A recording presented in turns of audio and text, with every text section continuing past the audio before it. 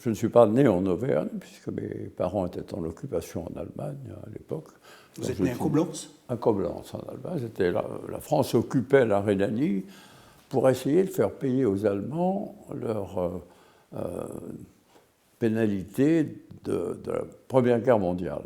Parce que les Allemands avaient été condamnés à verser des sommes importantes d'ailleurs, qu'ils ne pouvaient pas, ne voulaient pas payer. Alors le gouvernement français s'en est ému.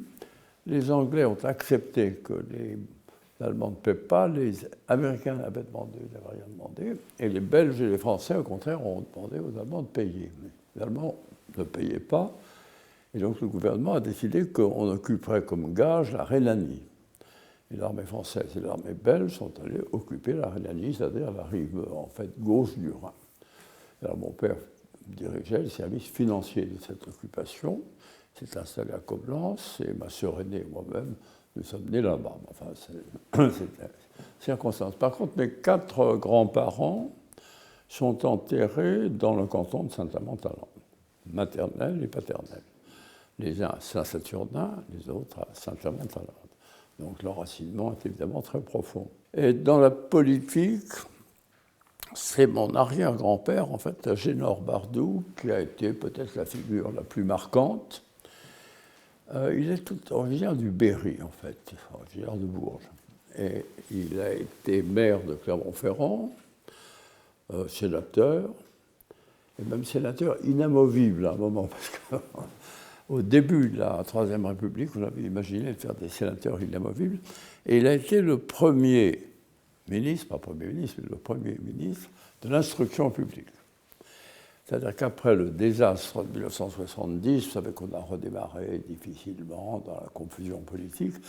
Finalement, la République s'est instaurée, la Troisième République. Il a été dans le premier gouvernement de cette Troisième République, ministre de l'instruction publique et des beaux-arts, qui alors, à l'époque, étaient mélangés. Il y avait également les cultes. Enfin, le ministre des Beaux-Arts, c'est ministre de la Culture. C'est ministre de la Culture ? Oui, c'est l'équivalent des ministres de la Culture. Mais c'était plus tourné vers la littérature, en fait, les écrivains. Alors, il a été très lié avec les grands écrivains de l'époque, avec Flaubert, avec Maupassant. C'est lui, d'ailleurs, qui a trouvé un job pour Maupassant, et qu'il a pris finalement dans son équipe. Enfin, bref, un homme de culture qui a écrit beaucoup de livres. Alors, je les avais rarement lus, il faut dire. Mais les ayant lus, c'est très très bien écrit. Et notamment, il a écrit la biographie de toutes les amies de Chateaubriand. Chateaubriand avait une vie sentimentale très active et a eu Pauline de Beaumont, Madame de Custine, etc., toute une série. Et il a écrit une série de biographies très vivantes, très naturelles. Arrive la guerre, de 39-45, la dernière guerre. Moi, j'avais 13 ans à l'époque, je faisais mes études à Paris, normalement. Mais mes parents ont décidé, enfin mon père était mobilisé, et ma mère a décidé de s'installer en Auvergne. Alors elle s'est installée avenue de Royat, à Chamalières, au 86 avenue de Royat, une petite maison qui existe toujours. Et nous avons été dans l'établissement de Clermont, moi j'étais au lycée Blaise Pascal. Alors il y a eu des interruptions, parce que nous sommes revenus à Paris, revenus en Auvergne, ainsi de suite, pendant cette période de guerre. C'est interrompu pour moi, parce que je me suis engagé en 1944 dans l'armée, et j'ai quitté à ce moment-là le berceau familial.